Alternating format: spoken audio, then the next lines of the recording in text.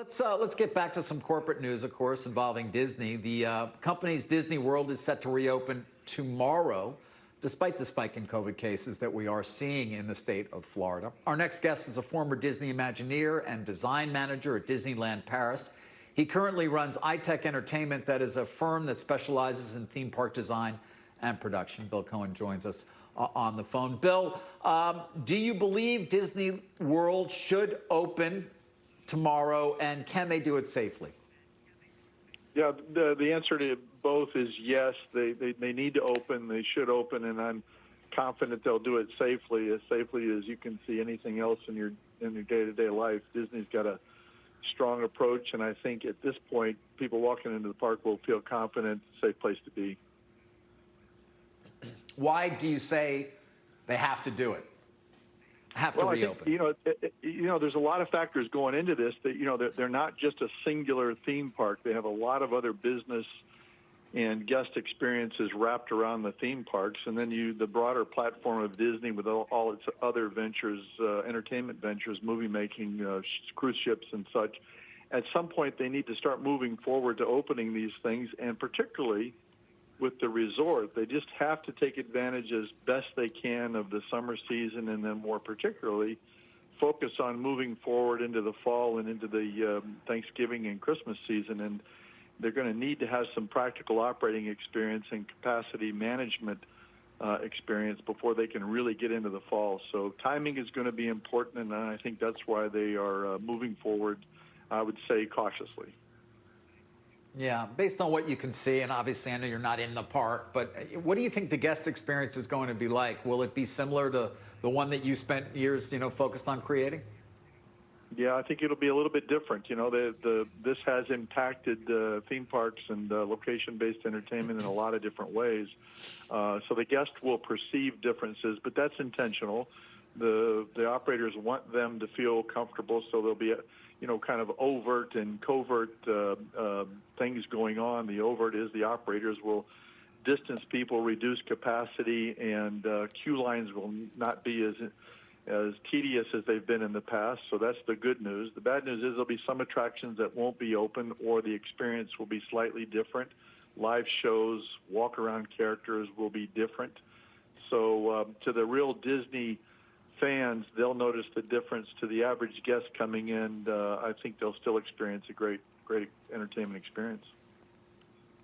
Hey, Bill, considering that in a previous life you were an urban planner for a lot of these parks, I'm wondering, a lot of families have canceled their trips to Disney World and they're now trying to reschedule them. If you're a family going on a visit to one of these facilities, what do you know about where they shouldn't go? Where should a family avoid? Where do you think it's just impossible to fully sanitize? Yeah, I don't know that there's much of that.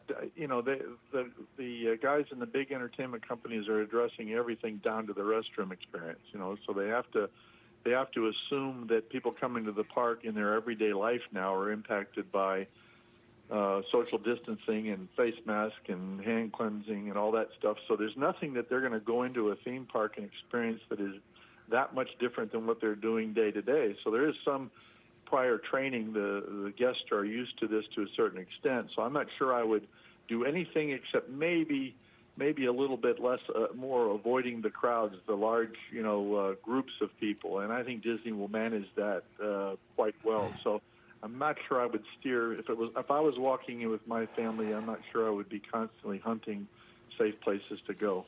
I would hope to enjoy the experience closer to normal. And that's certainly good to hear. I'm wondering, Bill, if there are any potential long-term benefits to the company by some of these changes in behavior. Do you think more families are going to be buying things like fast passes to cut the line in the future, spending money at the park in places they maybe otherwise wouldn't? Oh, of course. The folks like Disney, or like I said, any of the big entertainment companies are in business, so they're looking for revenue opportunities, and there always will be revenue opportunities in safety and security because people might pay a little bit more money for certain features and experiences that allow them to be a little bit separated. And I think heck, merchandise, there'll be face masks in there with Mickey Mouse on them and those kind of things. But I think in the end of the day, the technology advancements that COVID is pushing would have come along anyway. Certainly Disney's out in front of a lot of this, but this will just move it forward a little bit quicker. And I think it will be the second and third tier groups will adopt these technologies quicker as well. So Disney will always be out there kind of as a leader in this, but this will start becoming ubiquitous in almost any attraction that you visit. Hey, Bill, I'm wondering, there must be somewhere in the Disney playbook a line that determines when they have to reverse, if they do have to reverse. I'm wondering what you think that calculus looks like. Is it about consumers deciding the experience isn't the same? Is it just a sheer case spike? Is it employees revolting, or some mix of all of those things? Well, the reverse would be pretty aggressive. I think there's probably going to be some course changes, and they'll sense that. Nobody will sense it quicker than the guys, running these parks. But I doubt seriously that there'll ever be a complete reversal. It's going to be too complicated to take these resorts back into a unopened situation, because getting these things up and running and started and operating is a very complicated process, and it would take some major event to turn them around. I'm more inclined to think they will make some course corrections. It sounds like you think Shanghai is essentially, that was the case study, and that with that in the books, I mean, it sounds like you're calling a reclosure impossible.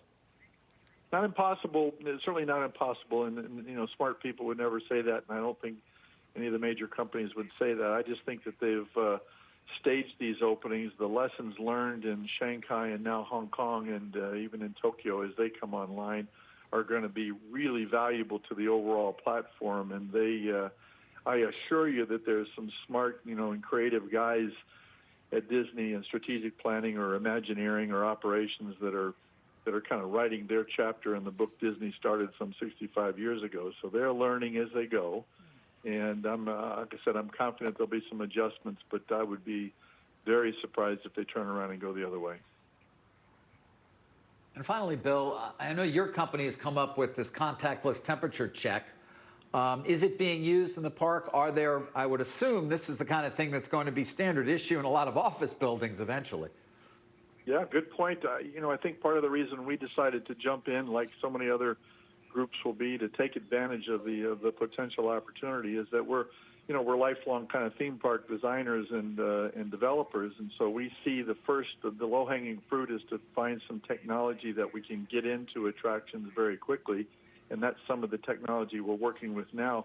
But I'm not sure we would do it specifically and only for themed attractions. We'd like to think that this technology will have applications to shopping malls, theaters, hotels, and such, and office buildings. You make a great point. We right now run all this technology as people come in and out of our building, and it's seamless. So we think that there's some application that may launch from theme parks that will be applied in a lot of different business platforms.